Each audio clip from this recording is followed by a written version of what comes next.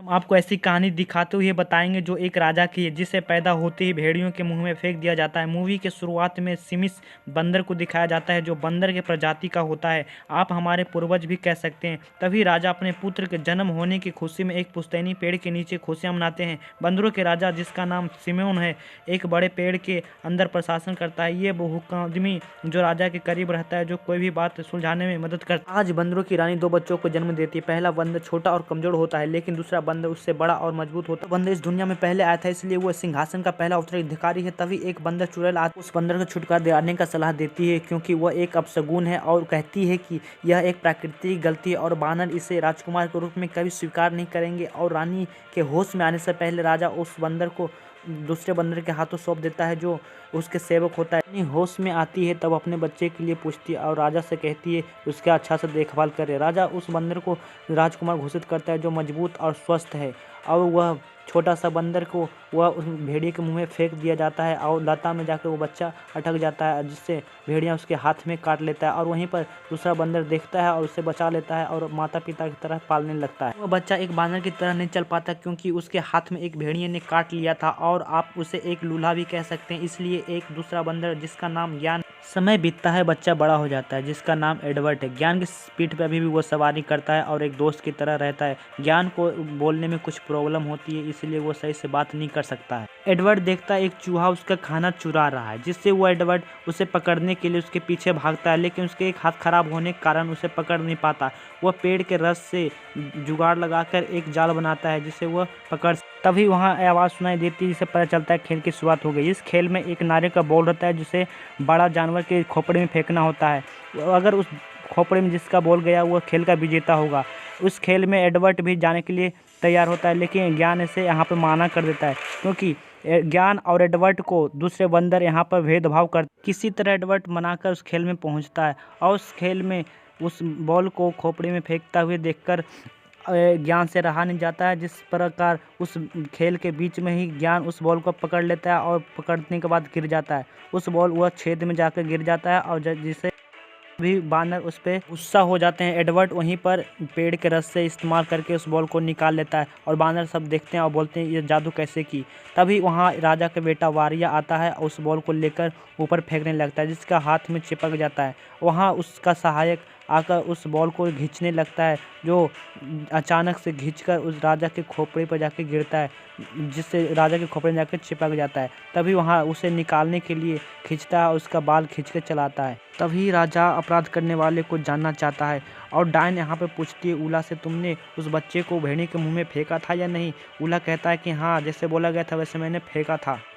डायन उसे धमकाते हुए सही पहचान करने के लिए भेजती है, लेकिन राजा का बेटा वानिया ये सब सुन लेता है और अपने पिता से किसी दूसरे वानर की सिंहासन लेने की बात करता है। राजा सिमोर इस बारे में वानिया से कुछ न कहने का वचन लेता है। एडवर्ड और ज्ञान कुछ बातें कर ही रहे होते हैं। राजा के कहने के अनुसार 2 बानर ज्ञान के पास आते हैं और कहते हैं राजा ने आपको बुलाया है। वहाँ पहुँचने के बाद पता चलता है कि एडवर्ड को जादू करने के अभ्यास में एडवर्ड पर आरोप लगाया जाता है। एडवर्ड कहता है यह कोई जादू नहीं है, यह तकरीफ है जो उसने खोजा है। वह उस गलती का समाधान करने के लिए वह पत्तों का ताज बनाता है। राजा का टकला ढक जाता है और सीम को राजा होने का पहचान भी मिल जाता है।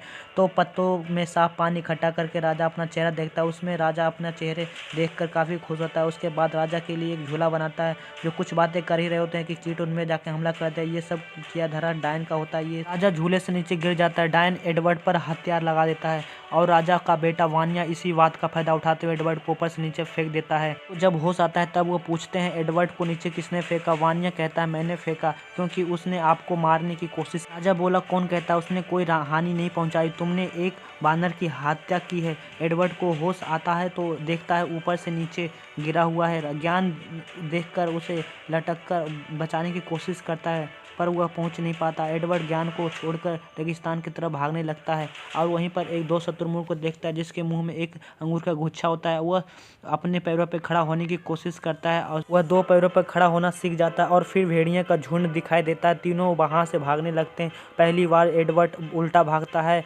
फिर शत्रुमुर्ग को देखने के बाद सीधा भागने लगता है। एडवर्ड ये देखकर काफ़ी खुश होता है कि वह तेज़ी से आगे बढ़ने लगा है। अब उसका एक हाथ उसके लिए बाधा नहीं बनेगा। बाकी बंदर 2 पैरों पर दौड़ते देखकर काफ़ी उत्साहित होते हैं और वहाँ तीनों गेंडों के झुंड से निकलकर आगे बढ़ जाते हैं। गेंडे देखते हैं उसके तरफ भेड़िए का झुंड पड़ा आ रहा है, वो भी भागने लगते हैं। लेकिन अब एडवर्ड के पीछे भेड़िया और भारी भरकम गेंडे का एडवर्ड रास्ते के अंत तक पहुंच जाता है। अगर वहां से वो नहीं हटा तो कुचल कर मारा जाएगा। तभी राजा वो नीचे जाता है और एडवर्ड को बचाने की कोशिश में वो खुद बुरी तरह से घायल हो जाता है। तभी राजा मरने से पहले कहता है कि मैं तुम्हारा बाप हूँ और तुम्हारे माँ ने वचन लिया था कि दोनों का भाई का अच्छे से ख्याल रखना। तभी वान्या वहाँ पर आता है, अपने बाप को वहाँ से ले जाता है। वान्या कहता है कि तुम मुझे भाई समझने की कोशिश भी मत करना। को राजा के ताज पहनाया जाता है। वान्या और ओला जमीन को गुस्से में वारिस कर देता है और ज़मीन पर फेंक देता है और प्रजा से बाहर कर दिया जाता है। तब एक तेज सा भवंडर आता है जिससे में चपेट में एडवर्ड भी आ जाता है। उसमें लूसी नाम का एक बानरिया मिलती है। एडवर्ड को उसे देखते ही प्यार हो जाता है। 2 अच्छे दोस्त बन जाते हैं। एडवर्ड उसको 2 पैरों पर खड़ा होना और चलना सिखाता है और वहीं दोनों एक ज्वालामुखी की आग के बारे में पता लगता है। एडवर्ड आग के एक टुकड़े को सारे बंदर को दिखाता है, लेकिन बंदर उसे मारने लगते हैं। एडवर्ड और लूसी वहां से चले जाते हैं और एक भेड़िए को आग की मदद से वहां से भगा देते हैं। दोनों उसी गुफा में रहने लगते हैं। सभी वानर लूसी और एडवर्ड को शिकार करते हुए देख अब तो एडवर्ड भेड़ियों को नियंत्रित करना भी सीख लिया और सभी वानर पुश्तैनी पेड़ को और राजा वान्य को छोड़ देते हैं, क्योंकि और वो भूखे नहीं रह सकते हैं, क्योंकि भवंडर आने के कारण सभी चीज नष्ट हो चुके थे। दूसरी ओर डायन सभी बांदरों को डराती है और एक बांदर को पता चल जाता है, जिससे सभी बांदरों को पता चल जाता है और उसे मारने के लिए दौड़ाती है। वानिया और डायन सभी बांदरों को मारना चाहती है। सभी उस पेड़ को छोड़ एडवर्ड की गुफा में चले जाते हैं, लेकिन यहाँ पर लूसी उसे आने नहीं देते हैं, क्योंकि एडवर्ड के साथ सभी बुरे किए थे। लेकिन सभी बांदर मिलकर कहते हैं कि वहाँ सब खाना खाकर चले जाएंगे और वहीं पर रात भर सब लोग मस्ती करते हैं। इसी का बदला लेने के लिए डायन एक साजिश रचती है। लूसी घर पर आराम करती रहती है और एडवर्ड निर्माण कार्य में गांव वाले के कामों में काफ़ी मदद करता है और सभी बानर एडवर्ड की तरफ सभी बानर 2 पैरों पर काम करने लगते हैं और वहीं वो टिड्डियों को हमला करने के लिए कहता है और वह सभी बानर एक अच्छा शीघ्र जल्दी ही बना लेंगे और सभी मस्ती से रहने लगे। और तभी वहाँ पर टिड्डियों का हमला हो जाता है और ये सभी बानर जानते हैं कि ये डायन का किया धरा है और सभी चीज़ नष्ट होने लगती है।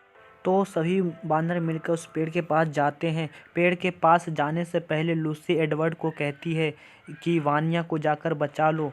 एडवर्ड पेड़ के नीचे जाकर वानिया को आवाज़ लगाता है, लेकिन उसे कोई आवाज़ नहीं मिलती और सभी बानरों उसके पहुंचने के बाद वानिया बाहर निकल सभी बानर कहते हैं कि अगर पेड़ उनके हवाले कर दे तो उन्हें छोड़ देंगे, लेकिन यहाँ उल्टा वानिया ही कहता है कि अगर यहाँ से चले जाएं तो हम उन्हें जीवित छोड़ देंगे।